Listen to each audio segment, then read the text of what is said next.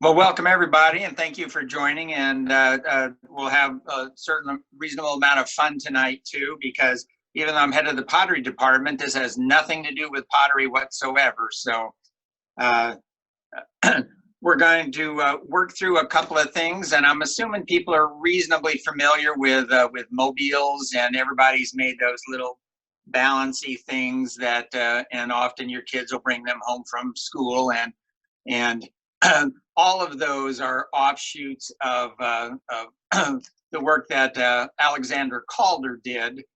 He wasn't the absolute first person to build a kinetic mobile type sculpture, but he was certainly the person that is best known and is most represented in books and everything as a mobile artist. But you definitely should, if you get interested in making mobiles at all, you should definitely just go out and Google mobile pictures and this kind of stuff too. There's a lot of people doing a lot of amazing work with mobiles. What we're going to do tonight is, and hopefully some of you will be following along, and you can make one as we're doing it. I'm going to try to do it step by step so we can do that. But we'll do a couple of simple mobiles, one where we will use thread to tie the arms together, and one where we will do the little loops in the metal, and to give you a feel for the two different ways, general ways of connecting the arms of the mobile together too. So we will go through two different ones. In the description for the class, I asked you to assemble a bunch of stuff. Hopefully you guys have gathered that together.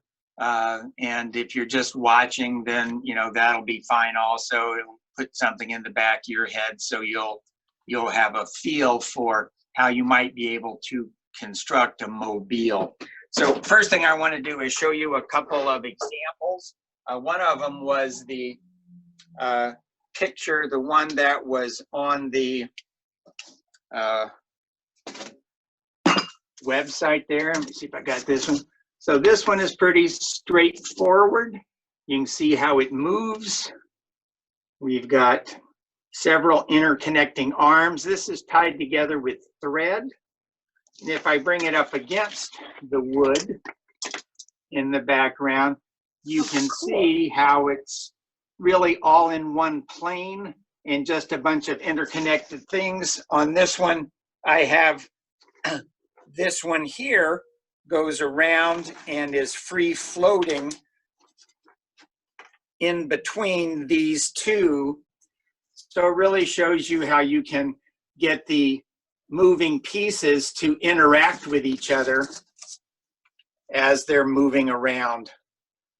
We have several of these hanging up in our home, and I just find them very interesting. I like to thump them when I'm going by and do kinds of just to get some motion going on. So here's another very simple one, which you can see, hopefully.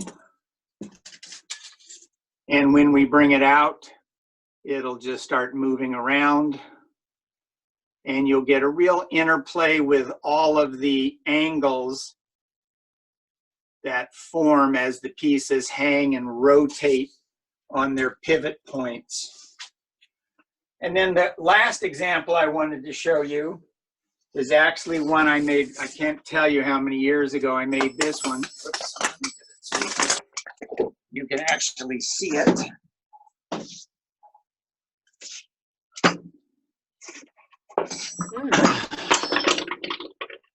But this is one that is made just out of metal rods, and they all just hang down, and that round thing is just a weight at the bottom to balance it out. And this one I really like. You get just a lot of really cool action on this one as it spins around, and they'll start to interact with each other. And one of the things I like about this one is if you thump it and you do it just right, you'll start getting some musical tones, except when you're doing a demonstration. There's one.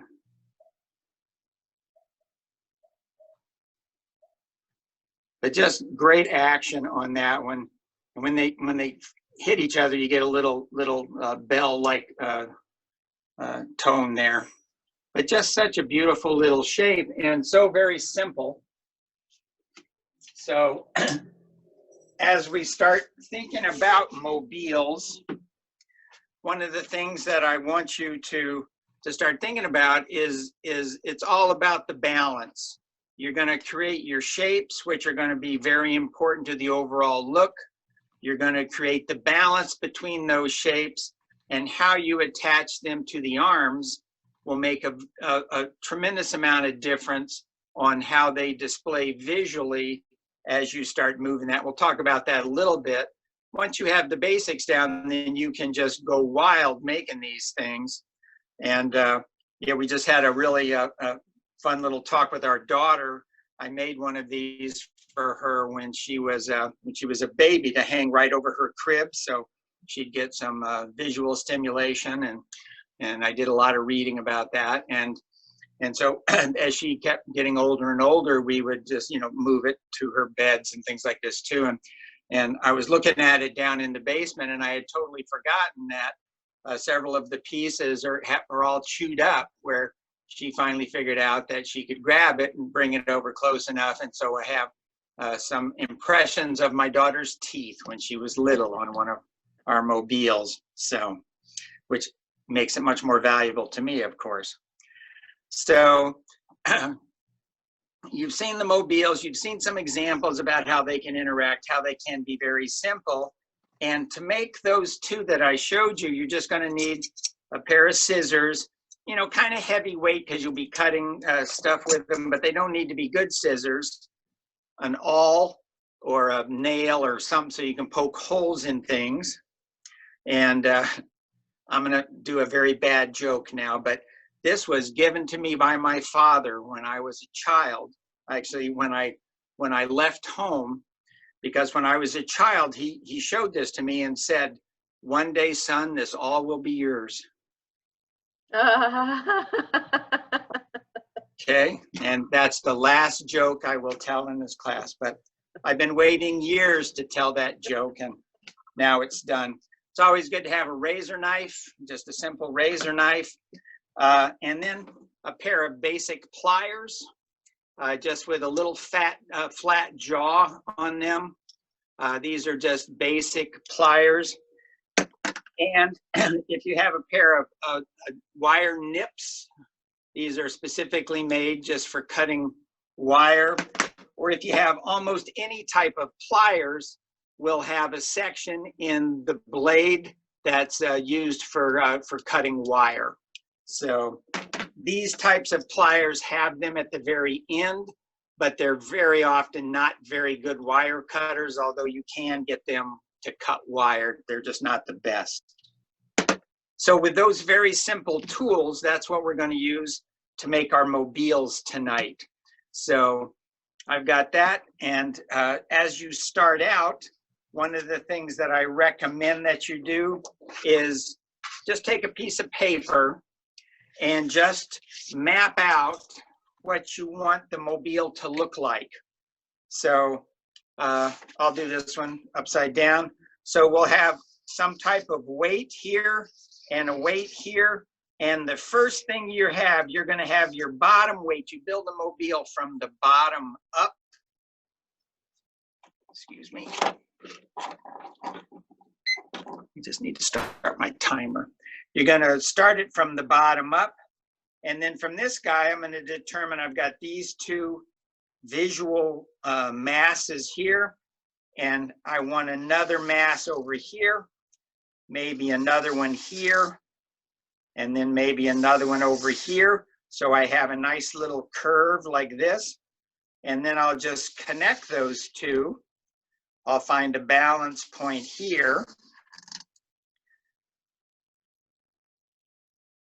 And now I'm thinking, okay, I could just do another one up here, but to add a little more action to it, I'll put another one over here.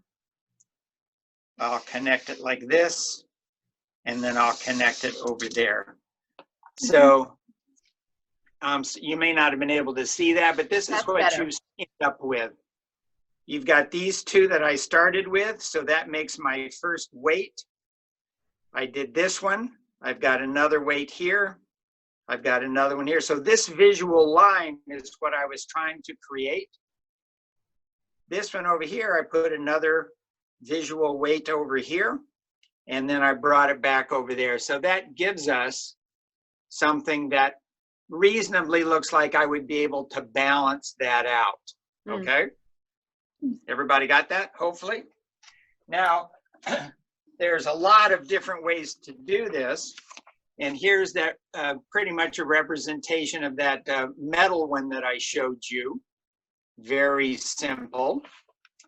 And then this is another one that I've made. It's in my house upstairs. It looks similar to this.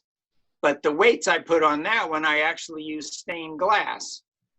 So I've got a nice little visual stained glass thing. All these over here are all red, and then this one is yellow. So I've got a red dawn going on or something, I don't know. So, but as you start thinking about what you're going to be doing, you can free form these things with no trouble at all. And I'll show you how to do that. But if you have an idea, kind of what you're looking for, then you can, it'll really help you build your skills to do that. So when we've got that, you can practice your patterns, but now we can just start making them. And for your weights, what I'm calling the weights are those visual forms at the end, usually, of an arm of a mobile. Just to start you out, we're just going to use this just a soda can, and very carefully just poke a hole in it and cut it off.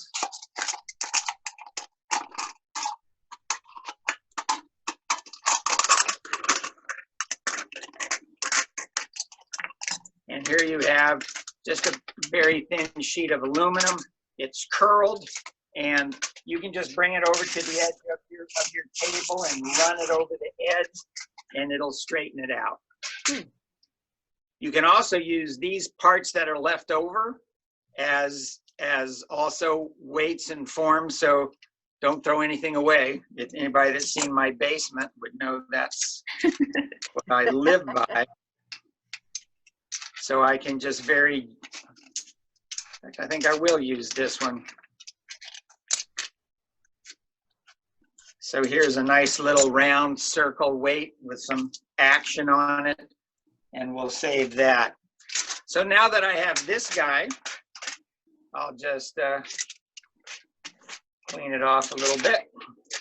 And now I'm just going to cut some shapes out. And as you're starting out, it really doesn't matter what your shapes look like necessarily.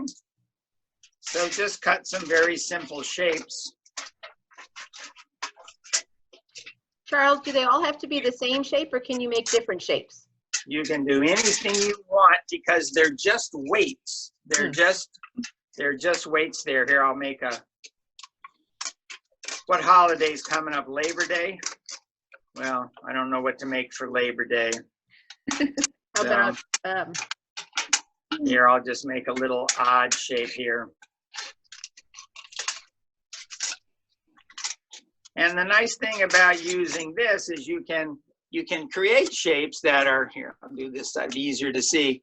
So that's kind of a little shape like that. Some round shapes. I'll do a long skinny shape. So now I've got some shapes to work with. And I'll take this one as my starter. I'll get a piece of wire. Now the wire that I use, I have all different kinds of wire in my basement. Some is thick, some is very malleable, some is really stiff. I was making one mobile out of this stuff, which is very stiff, very hard to bend.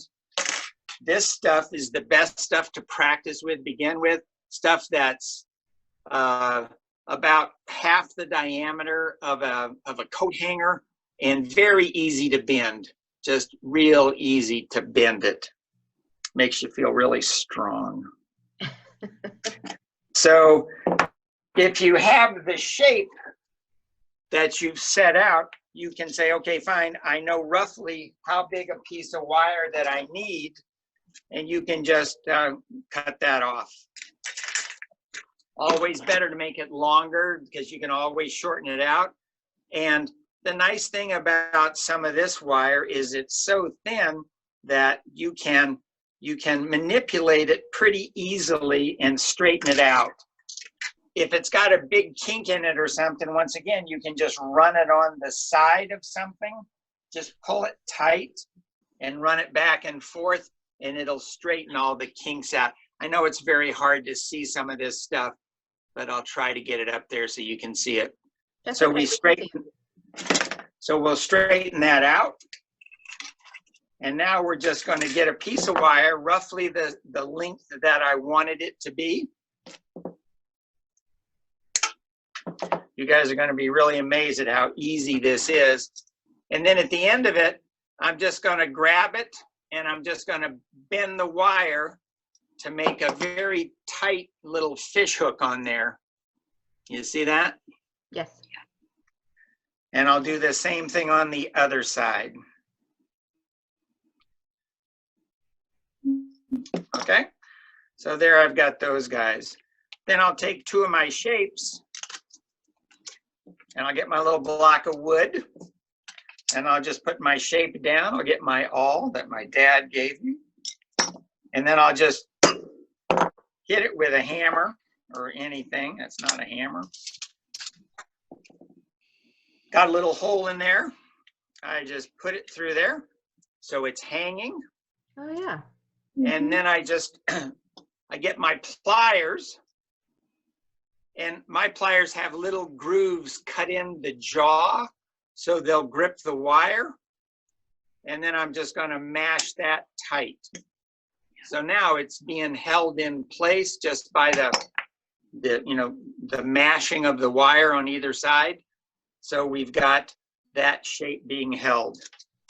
If I get my next piece and poke a hole in it,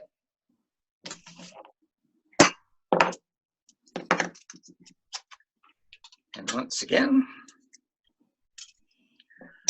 I'm just going to hang that down, mash that wire shut.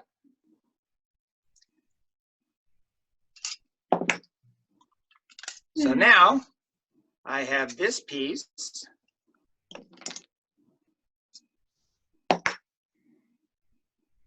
which I'll show you. Okay. So I'll find the little balance point there.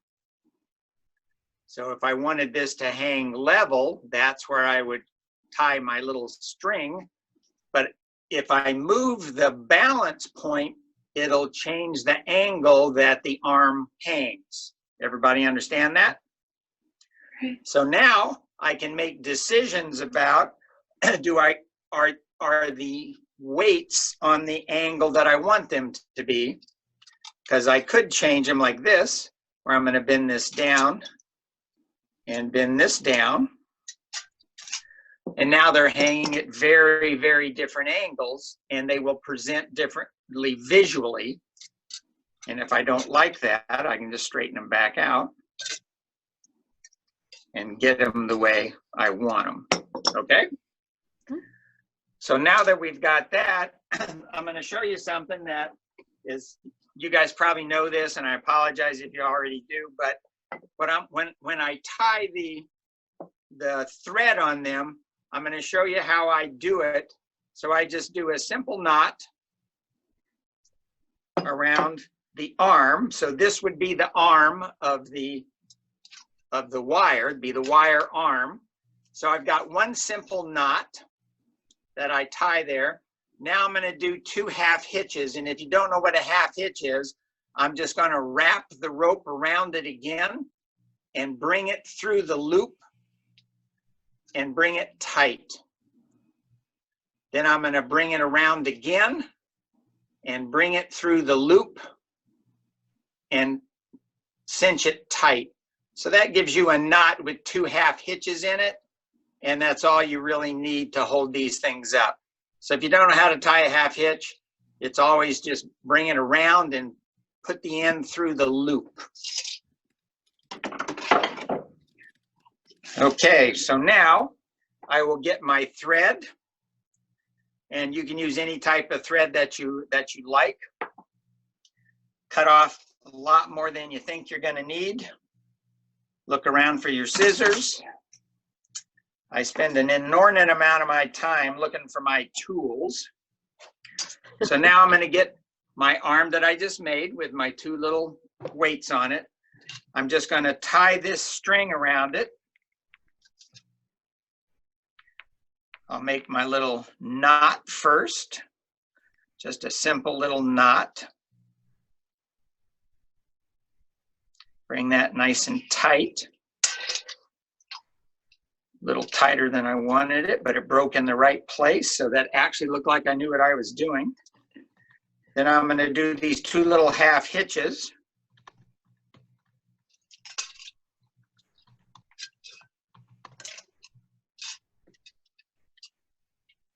And I'm doing the 2 little half hitches because that creates a little more friction on the arm.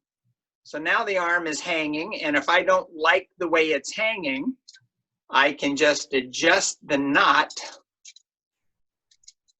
by moving it up and down the arm. So there I've got it more horizontal, and I'll move it even a little bit more.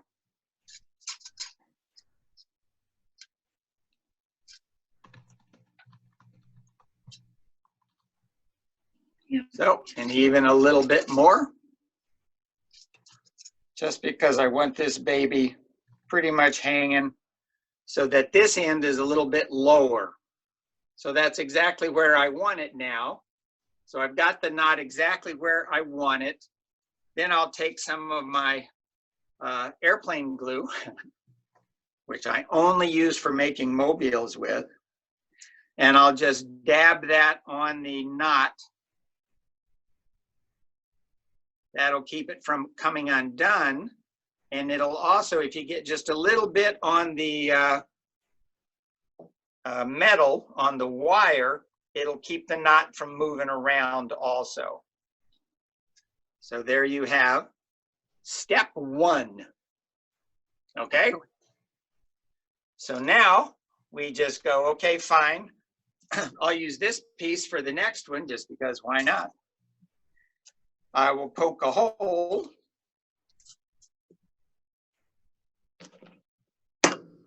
Now this one I'm poking the hole in the middle of the piece. I'm going to straighten out this wire a little bit.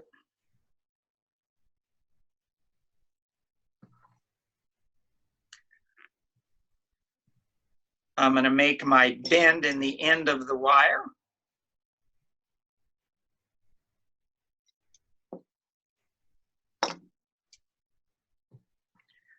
I'm going to run it through the piece.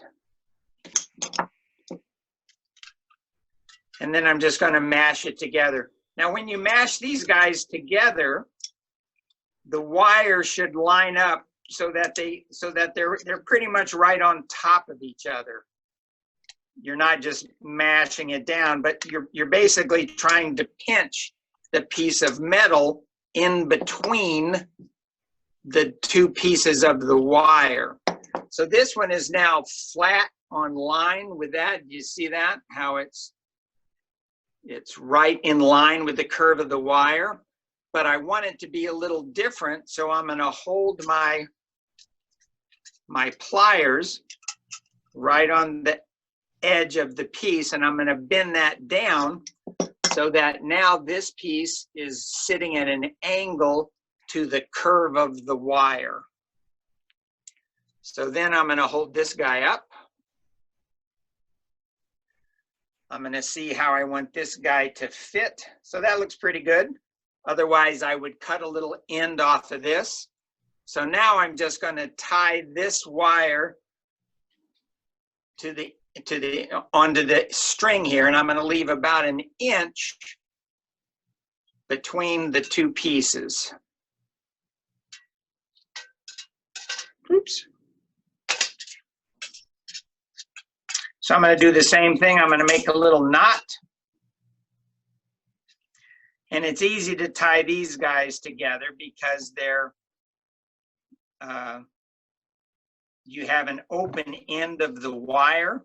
So you can just make a little knot in the string, get the distance pretty much where you want it, and then just stick the end of the wire in there. Try to get that so you guys can see it a little better. So I've got just a knot in the string right there in the thread. I'm just going to put this where I want it. So I'm about an inch away right now. I'll tighten that knot, and then I'll do the same thing. I'll make the two little half hitches and just tie it on there. The knots that you use don't really make any difference. You can just tie it on any way you want to. I've just been reading a book on knots recently, and I've been getting a little nutso. So now I have this guy right here.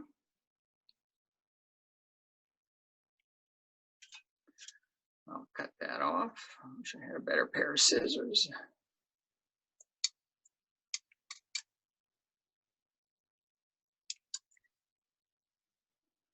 Trim that down so it looks good.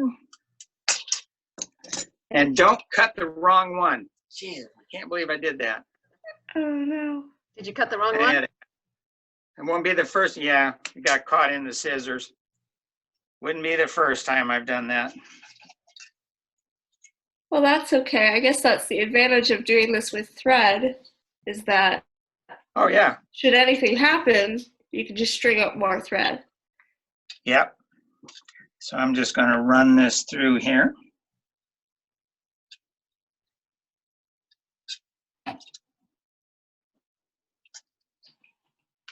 And you could just work the whole thing over again, but that's time consuming.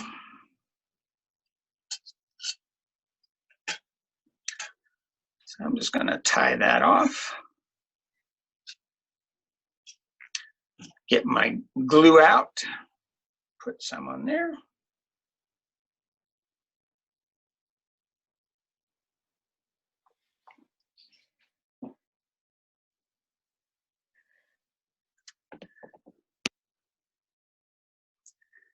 And very often what you can do too on the ends, if you're concerned that it may be coming off the end of your wire, you can just put a couple of little nicks in the wire with your wire cutting tool, and it'll keep it from sliding off the end. It'll put little teeth in the wire that would do that. So now we have another arm added on,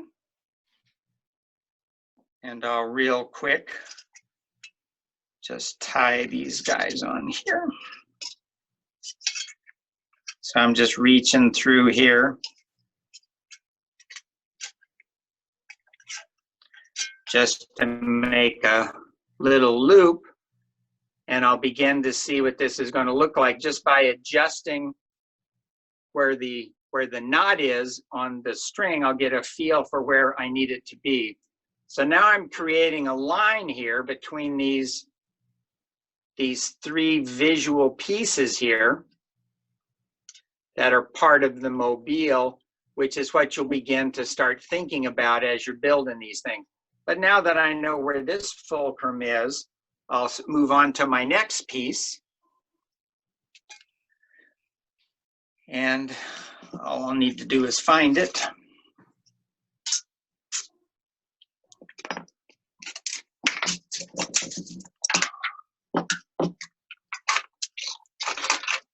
So I'll think about what I want the next one to look like.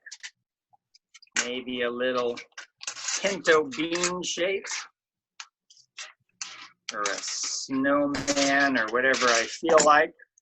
So here's my next shape. I'll do the same thing I did before.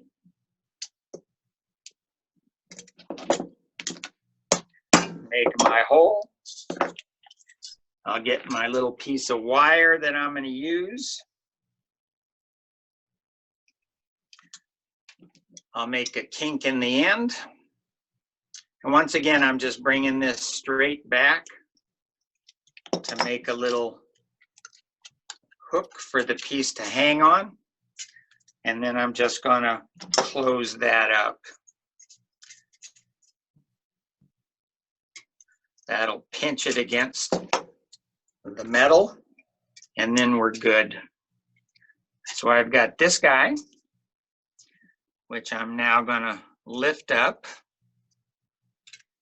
I'll move that fulcrum, the pivot point to where I want it to be.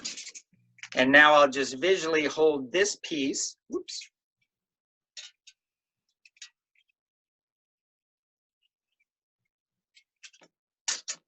The string came off.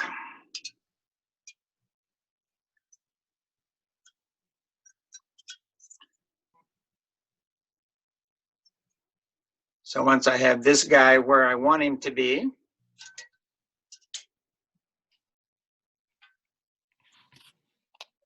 right about there, I'll just hold this guy up there visually and see how long I need the wire to be. So right about there, I think would look good. So I'll get this, I'll nip it off.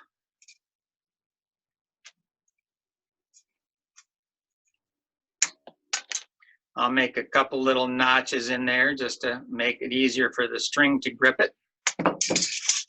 I'll get another piece of my thread. I'll take the temporary one off. And now we're just going through the whole process again, where I'm going to take this guy, make a simple knot, and a couple of half hitches.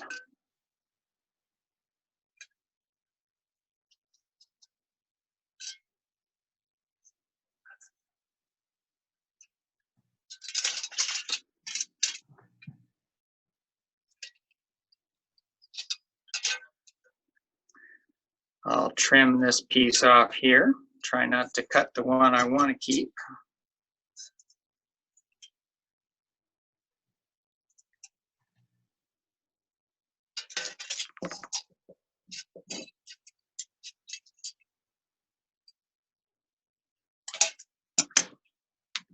I'll find the balance point that I'm looking for.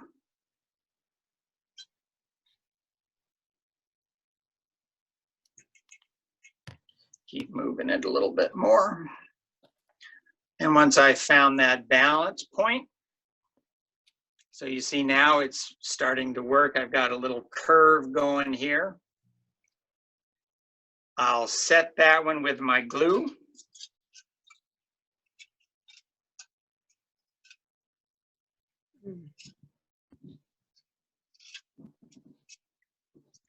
I try to do this in as small an enclosed space as I can. It just makes it more fun to make these when you're using the glue. So you see that? So we're hanging it up, but now we've got this next one. I'll make my loop in the string. Put it down to about an inch. Tighten it up. As a general rule, I like the arms, the strings to be about the same length. I just think it looks neater, looks more directed, unless you have a very specific reason that you want one to be shorter and one to be longer as part of your design of your piece. So now I'm just tying these little half hitches.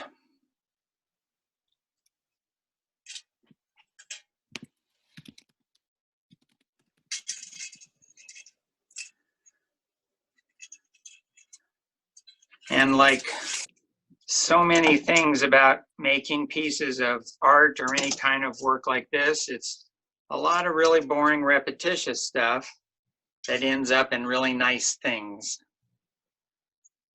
So there we are. We'll put a little bit of glue on that one.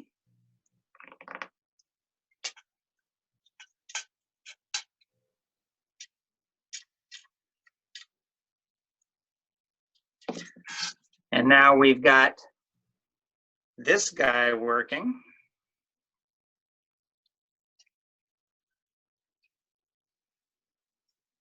I'm just wrapping this around so the string will grip the wire a little bit more when I hold it up.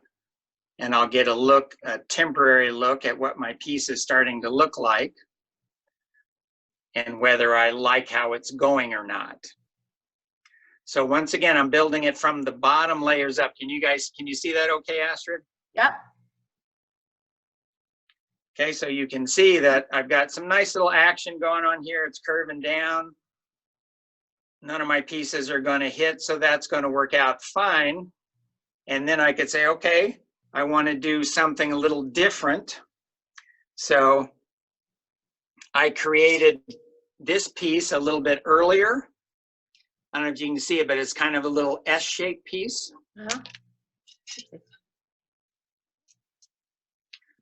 With two little arms on it. Yeah. So to make this a little more kind of interesting shape and show you some of the possibilities, I'm going to get another piece of wire and I'm just going to create an arm that'll bring that into the rest of the piece. So I've already tied a piece of line on this. I'm going to notch it open.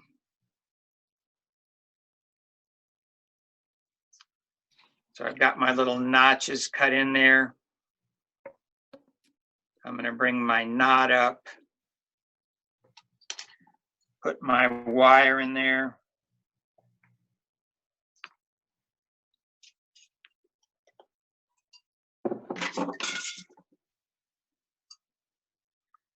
These are just those two little sawtoothy things I've been telling you about. I will do my little half hitches here.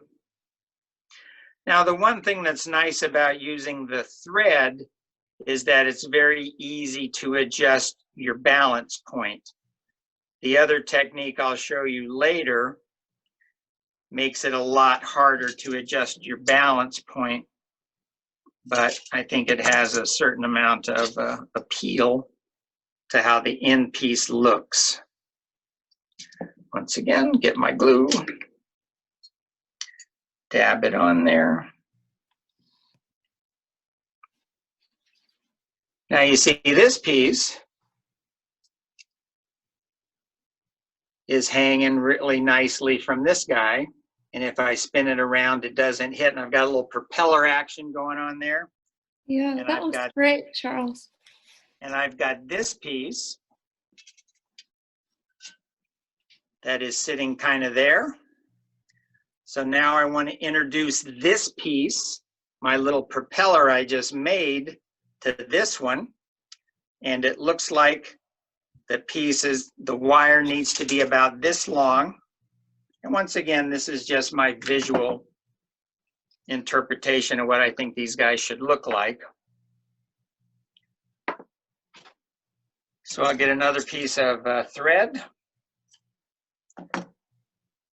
I'll do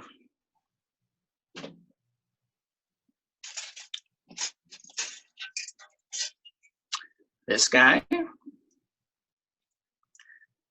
I'll tie it on.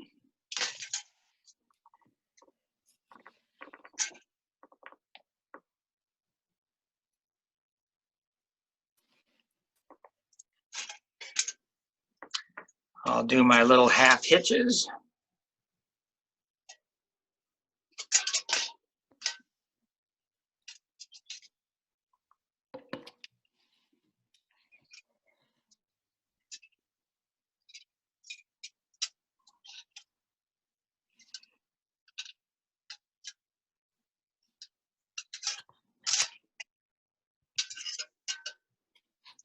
I'll find my balance point, which I believe is over here somewhere. A little bit more. Even a little bit more. So that gives me the balance point I'm looking for. Try not to cut the wrong string again. Get my glue. Lock it into place. Now I'll attach the other arm to it.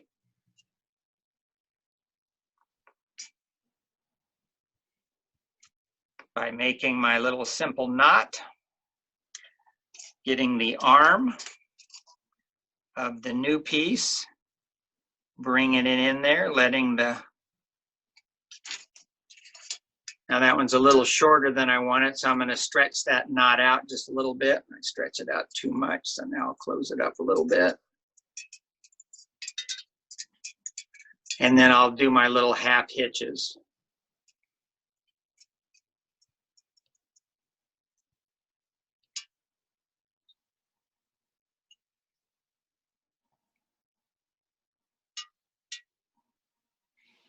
So hopefully you guys are following along on some of this, but if you're not, I hope you're taking copious notes. So then this guy is ready to get cut off. A little bit of glue.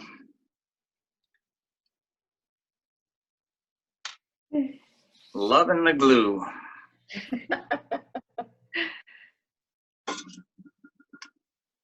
Good thing there's no kids on here. You'd have to put a disclaimer, Charles. That's true. Actually, I suppose I would, wouldn't I? So now I've got this guy. Once again, I'm just wrapping this around so the thread will stay in place a little bit. So now So cool. I've got this little guy over here, which is a free spinner. This guy's a free spinner on the bottom over here. These other guys are just one weight on a side, and we've changed that pretty dramatic. Here, let me see if I can. Is it better if I put it on the board? Yeah. You guys see it? Yeah.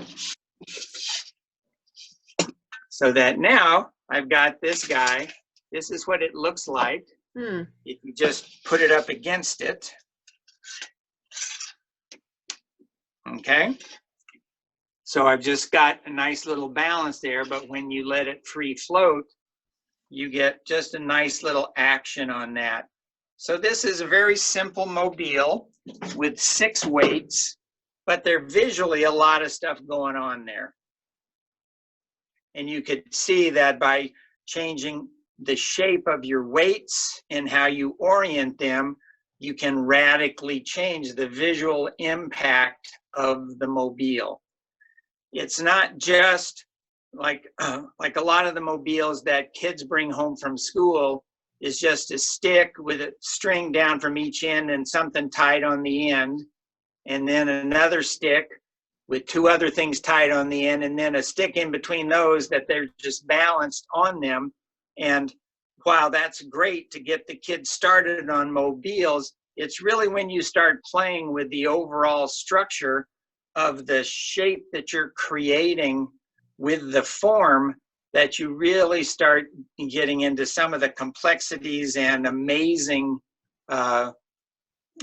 just art pieces that you can generate using just simple balanced weights in air as they're moving along.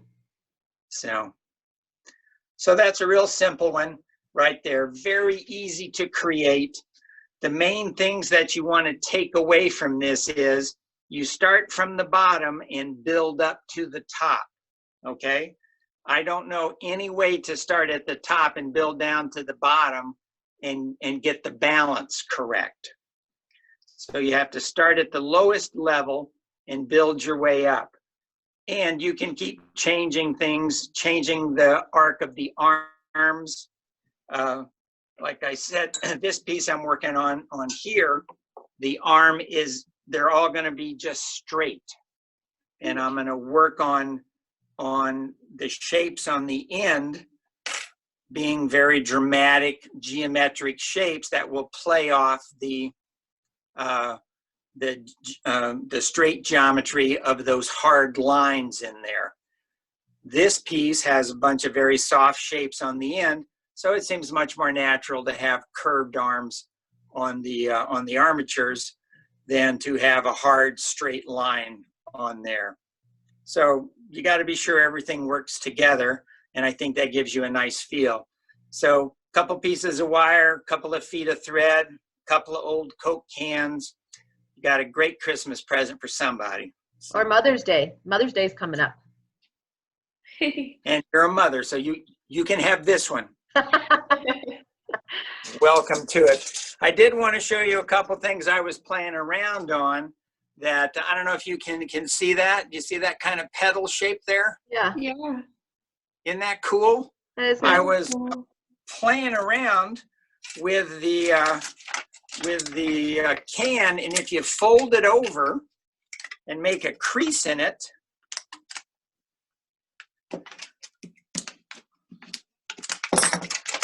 and then cut your shape, but leave a little bit of the crease in the end. So I don't bring that cut around. I've got that little bit of the crease left in there, and it creates these little butterfly shapes. And I thought, oh, that's really cool. I didn't mean to do that, and but always keep your eyes open. But I thought it created these really cool little butterfly shapes on the end there that I've been playing around with. So that would be nice. And you can see the difference that if you folded the can the other way, you would have a little flash of color, a little flash of silver on the inside, and then the color on the outside would radically change how that looks on the piece. Okay. So before I go on to the next, any questions about that? That's very straightforward. Disclaimer about the glue, this stuff does get powerful. Any questions from anybody that I can go before I move on to the next? Charles, it looks like we have one in the chat. Susan asks, can you use clay pieces instead of aluminum, or would that be too heavy? No, you can use anything, okay? Like I said, I have one upstairs that I made out of stained glass. I've made several that were just, I just took the wire and I didn't even attach anything at the end. I just bent the wire into little geometric shapes at the end, kind of little configs just like this. And if you don't know what a config is, then you'll have to go to the Charles Jones Dictionary, because I just make these words up. But can you see that little shape that I just bent in the end of the wire? Yep. Yes. And I just made, a long time ago, I made this gigantic mobile. It probably filled a space that was 4 feet across and maybe 3 feet high, maybe 4 Wow. feet high. And it was just all bent wire. It was so cool. Oh, that's cool. Where is that now? Yeah. I gave it to, actually, when I was working for Bob Parrott, when I was his apprentice, I had made that, and we hung it in his studio, and hopefully it's still out there. But Cool. my guess is that over the years, pieces of art that are 4 feet by 4 feet by 4 feet don't always stay where they were originally put. They really get in the way. So I'll have to ask him though. But yeah, I have used these. I've found objects. The one that I made my daughter that she chewed on is made out of very thin plywood. I cut the pieces on a little saw that I have and then painted them. Mm. If anybody has been at the Bradley airport, up on the ceiling, they have this incredible mobile up there that looks like a undulating ribbon. It's like a big wall kind of thing.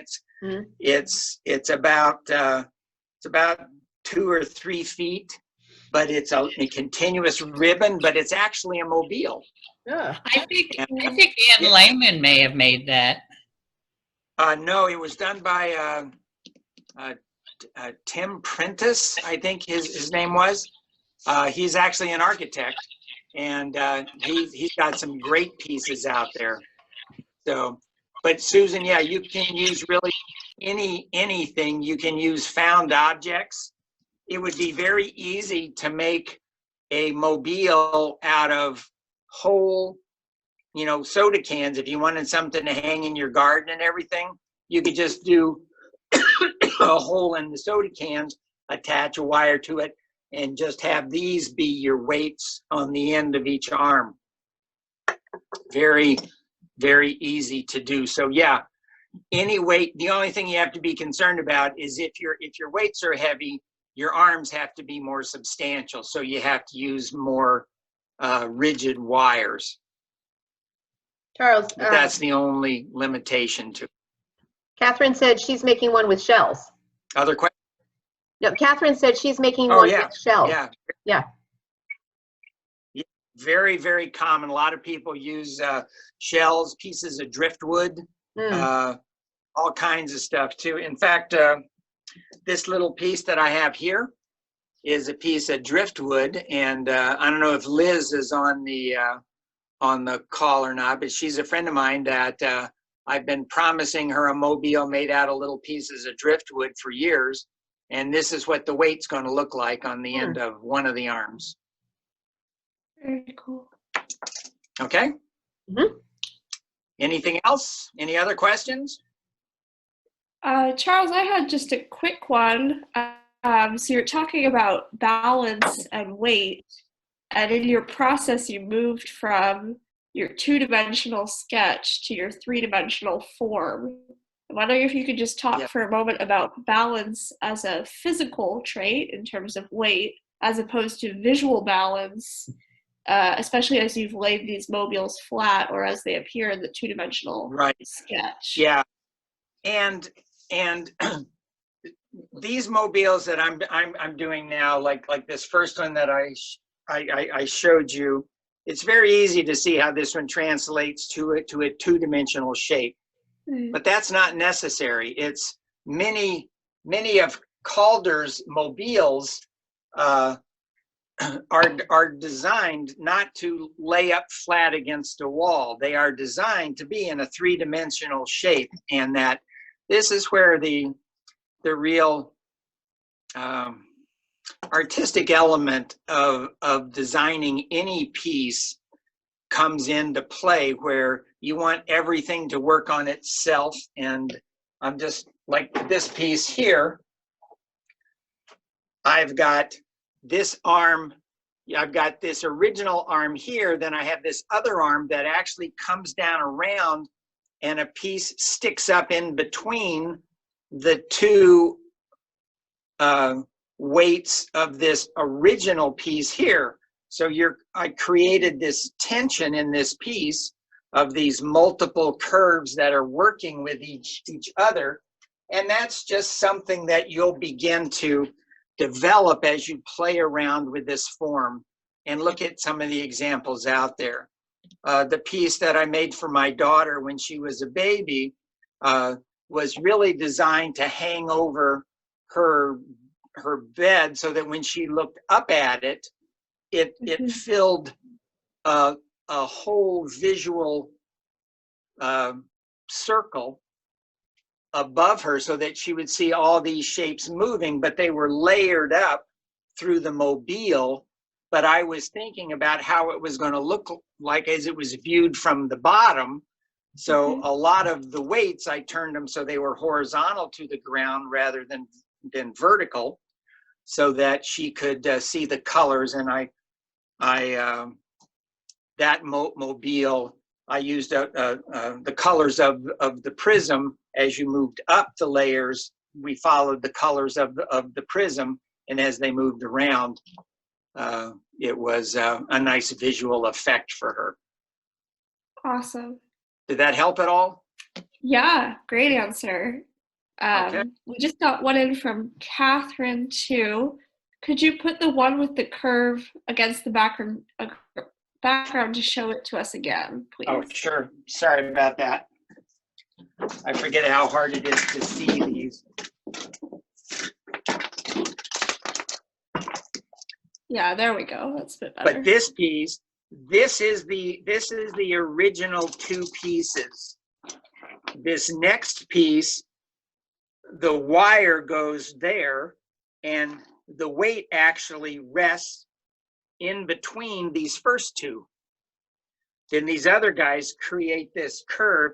And if I was really working on this, I would have tried to have these all be a continuous line of weights here, but this was just one I was playing with very, very quickly. But I love this curve here with this guy up in between those other two. But you can see how this lays in a plane very, very, that's how it was built, more of a plane thing. And it's very easy to build a mobile in 3 dimensions rather than just in 2. Right. Does that help? Can you see that okay? Yep, much better.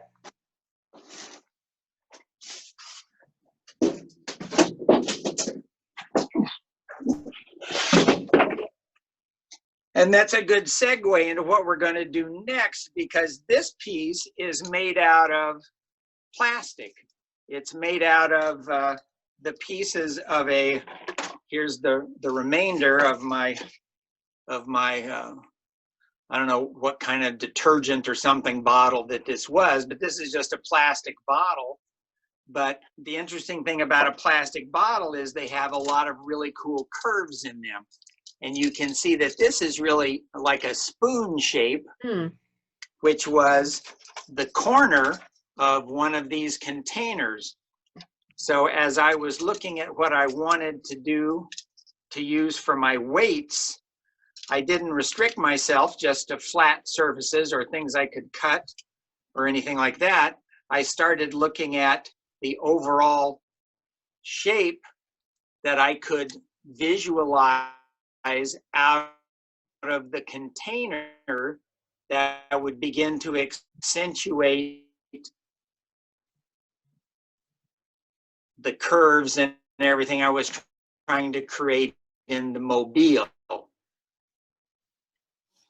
So that's what we'll talk about, way to make a mobile. So you can see this one. Okay. And hopefully you can see that actually doesn't have any strings on it. Charles, see I'm that? sorry to interrupt you. We have a note that says your network bandwidth is low. My what? Your bandwidth is low. I'm sorry. Can you hear me? Okay. Yes. There's Okay. nothing I can do about that. So Okay. We'll just keep an eye on it. It'll remain good in there. Yes. But you can see this guy doesn't have any, I'll get him real close, doesn't have any string. It's little loops in the wire that I created to link them together. So I'm going to show you how to make those right now, because I think those are a little more elegant and on some of the mobiles and much more traditional for the way Calder did them. But if you have a piece of wire that you're going to stretch out like this, and then we're going to create a mobile arm with this, I would just get my awl or a pencil or anything, and I will just grab this and wrap the wire around the awl. So I'm just going to take that, wrap the wire around it just like that. Bring it all the way down. And that will create a loop in the wire. You see that okay? Yep, looks good. So very simple loop in the wire. And now I'll get my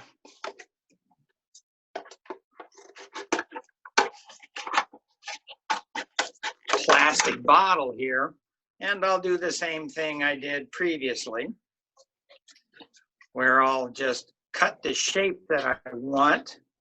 And as you start building these, you should just build a couple very quickly, just like we're doing here, just to practice the technique of how to do it, and then really start working on what you want your forms to look like.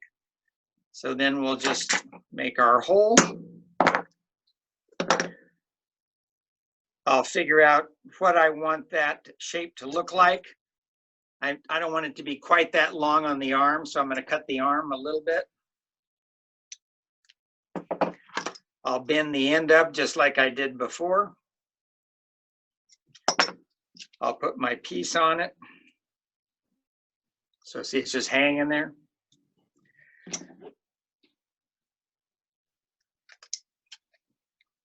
It's just hanging. And then I'm just going to crimp it down. So now I've got one arm tied onto that. Now I'm going to cut my next piece.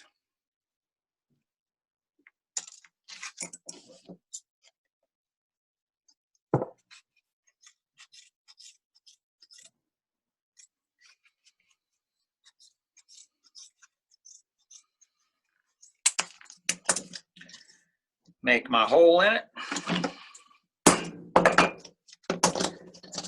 And now I can start figuring out what the balance point is going to be on this one. So what I'll do is I'll bend the very end of the wire up. And then I'll get my little thing here, my little hook, and I'll see how that balances.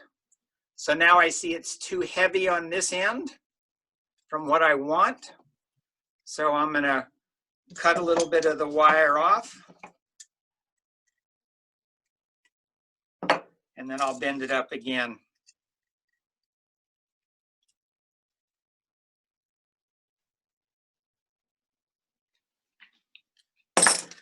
I'll move the weight out to the end, and then I'll hold it and I'll see how it's working. Okay? So now it's a little too heavy on this end. So I've got a couple things I can do here. One is I'll make my weight smaller.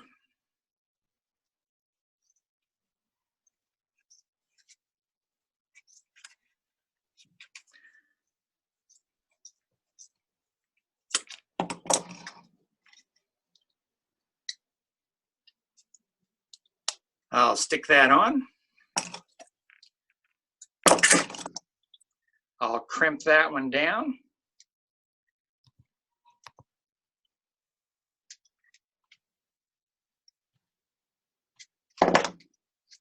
I'll see how that looks.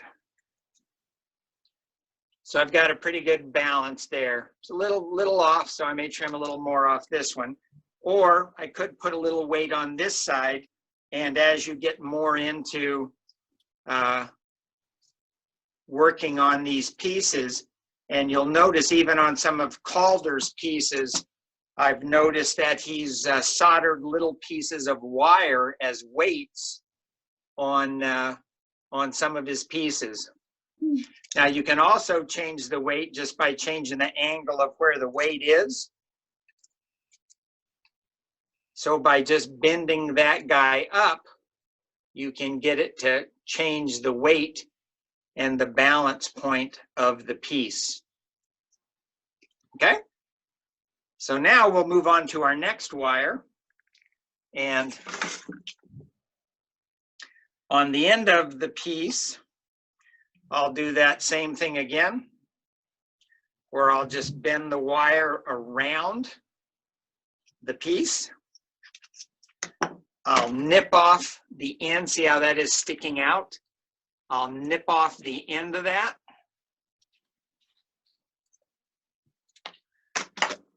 So now I just have a circle on the end of the wire.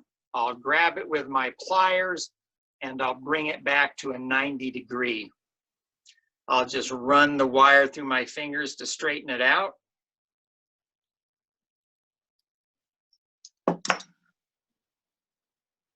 So now I have an angle. I have a little loop in the end of that wire. Yeah, I hope you can see that. Yep. And then I'm going to open that loop up a little bit so I can get this guy to fall into it. So now I've hooked that one in to the loop on the end of that first wire. And then I just kind of decide where I want the next fulcrum point to be. I'll just bring my tool up here. I also have these pliers that are kind of specialty pliers that have round jaws on them. So I can actually, you don't absolutely need these, but they're real handy to have. So I can just wrap it around those pliers while I'm gripping the wire. And it just makes it very easy to form a loop in the wire. So now I've got that where I want it. I'll look at my next piece. I'll just, oh, I've got one here I can use. So now I've got this piece, which is just a little oval that I've cut out, a little shape. And then you just start playing around with where you want the balance to be. So this guy looks like he's going to be way too heavy on that one. So I'll just cut a little bit of the wire off and just do the same thing again. I'll bend it up a little bit. You put it in. So all you're really trying to do is find the balance point.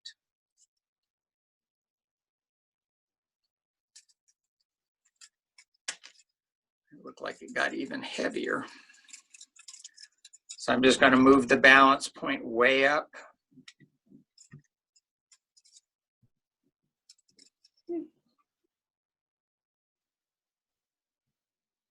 Okay. And move her back down.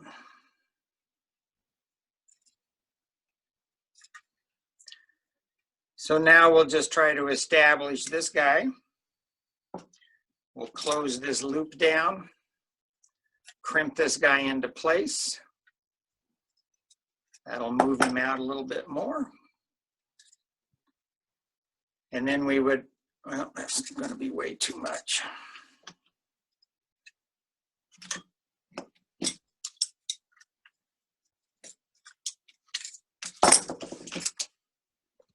So finding the balance point can be a real interesting process.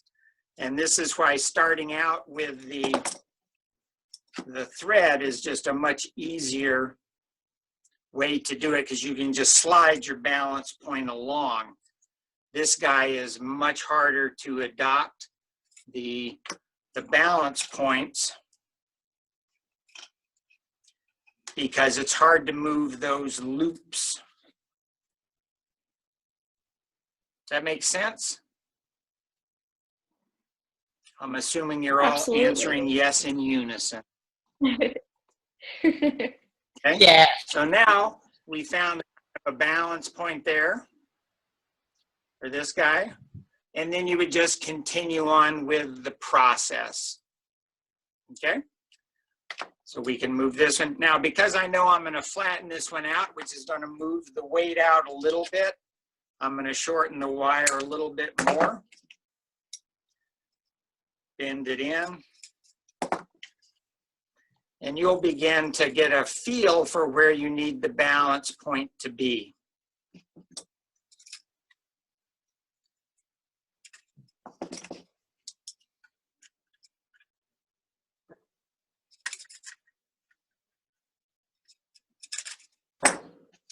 So then I got my little hook. So there we have the beginning of our mobile. Okay. Now, the other option that you can do on this, which is really tough unless you have one of these kind of pliers with these are round. So when you wrap something around it, it's round, that you can actually create a loop in the wire like this.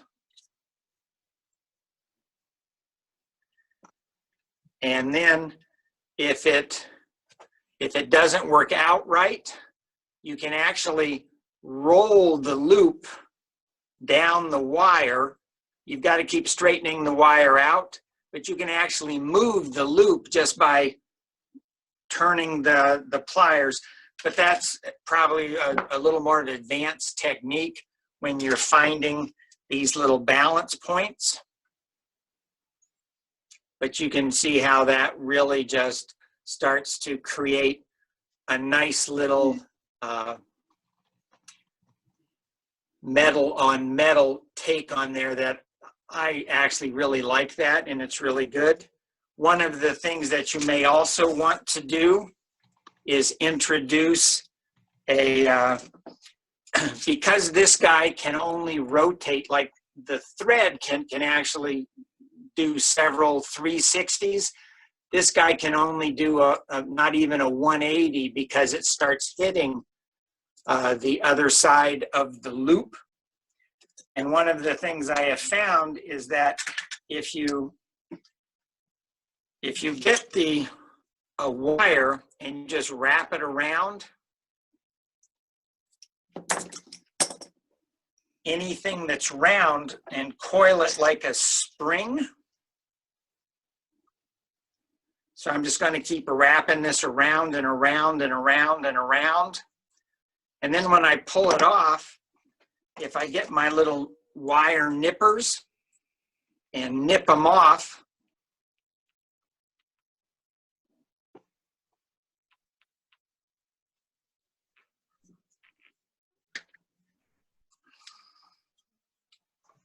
it'll actually create a little ring that's made of the same wire that your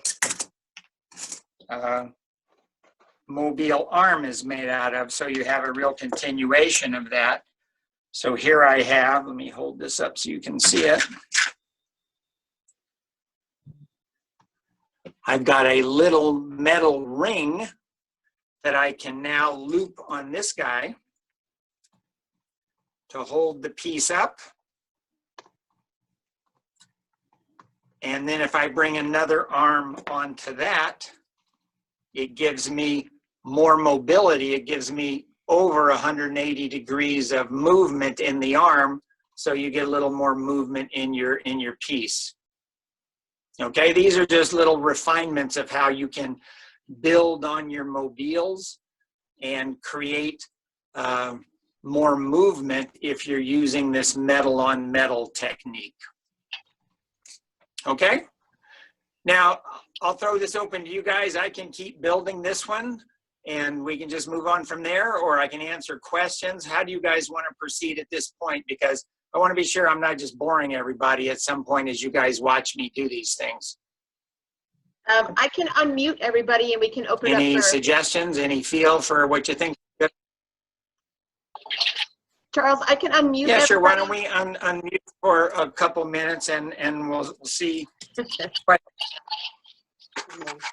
I've unmuted everybody, so if you have questions, throw them out there.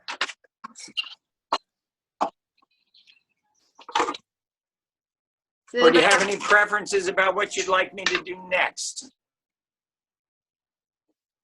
I'd like to see the straight one you Go to did. the next one. How you did the How I did the which one? The one with the straight bars, I didn't hear the question. straight pieces. The one with the straight Oh, the bars. straight bars was actually, Yeah. so, Were you going to do that one? so that one, no, this one is actually incredibly simple. All you do is Oh, good. you start on the bottom bar, and you put a weight on one side and the bar across the top. Then you just move your your string and you find the balance point, and then you tie it to the bar above. Okay. Then you just find the balance point of that one, and you just keep moving up. It is really very elegant, but one of the simplest ones to build. Hmm. Does that make sense? It looks great. I love it. Yeah, yeah. Oh yeah, it's a lot of fun, and that I've actually built a big version of it using broomsticks, Yeah. which was kind of cool. Yeah, so that one is really, but it really is all about finding the balance point. Any other questions? Anything else I can show you guys? That's really the basics of doing it. Everything else is just, you know, getting your artistic vision into your piece. And the best way to do that is really just to start making a couple of these, just start feeling out the possibilities that you can do, and how just changing, you know, the angles, how to move the wire, all those are skills that you can build up very, very quickly. Charles, I'm going to interrupt you for a second. While we're finishing up, I'm going to launch that poll. Any other questions? I'm going to launch the poll that we talked about at the very beginning. So Charles, you can keep talking, but on Okay. the screen is going to be a poll. So if you could all take a moment to fill that out, that would be great. Can I? Okay. Can you hear me? Yes. Can you hear me? Can you hear me? Yes. I can. I did one of these workshops, and when I tried to do the poll, I answered 1, 2, and then when I scrolled down to do 3, I couldn't submit it. Oh, Is there a way to do it in an email? Because I could not make it work. we can certainly look But into that. so that's one thing. The I other don't thing is, I wanted to show. The other thing is, I just want to show you guys a mobile. If I can just show you for fun. Yeah, hang on. Let me. Sure. Can we show her screen? Yep, I'm going to unpin you, Charles. Okay, go ahead and show your mobile. Can you Okay. see it? If I'm talking. Yeah, is that Catherine?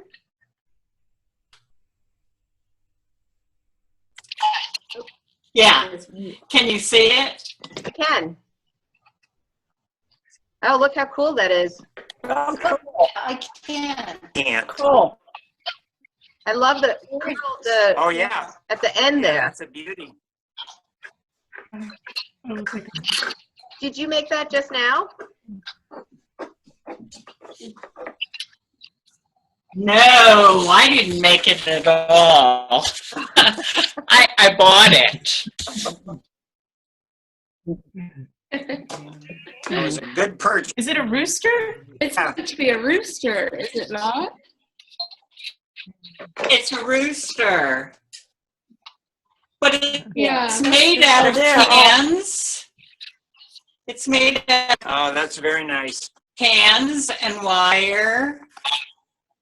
Isn't it beautiful? And It is. it's got the rings you were talking about. Yeah. And if you ever get a chance to go to the National Gallery in DC, Say again? if you ever get a chance to go to the National Gallery in DC, they have a whole room of Calder and, Yes. and some of his wire sculptures and a lot of his mobiles, and they're just phenomenal. Yes. But that was a beauty. So, like I said, I'm more than happy to continue building this mobile, but it really is just more of the same. I will tell you that there's another group in New Haven that they make some fabulous mobiles. They're out in the Westville area, but they use a lot of different colored plastics and just a lot of found objects. But you can see how just adding, all the different colors that you would get from all the different plastics that are available out there would radically change the end product of the mobile that you created. Right. That's David Sepulveda or something in Westville. I apologize for not knowing his name, but he makes absolutely fabulous mobiles. Yes, I've seen them. The last thing that I wanted to say is thank you for all attending. You're all welcome to hang out for a little bit and chat amongst yourselves or listen to Charles. You may have noticed that this is a pay-as-you-wish workshop, so I have put a link into the chat. I do apologize that it showed up twice. It's not a link. You need to copy and paste it into a browser if you're interested in making a donation. Thank you very much. So much. This is great. And like I said, I'm going to leave this open, and y'all can chat amongst yourselves a little bit or chat with Charles. That'd be great. I would love to answer any questions or give any thoughts to anybody that's interested.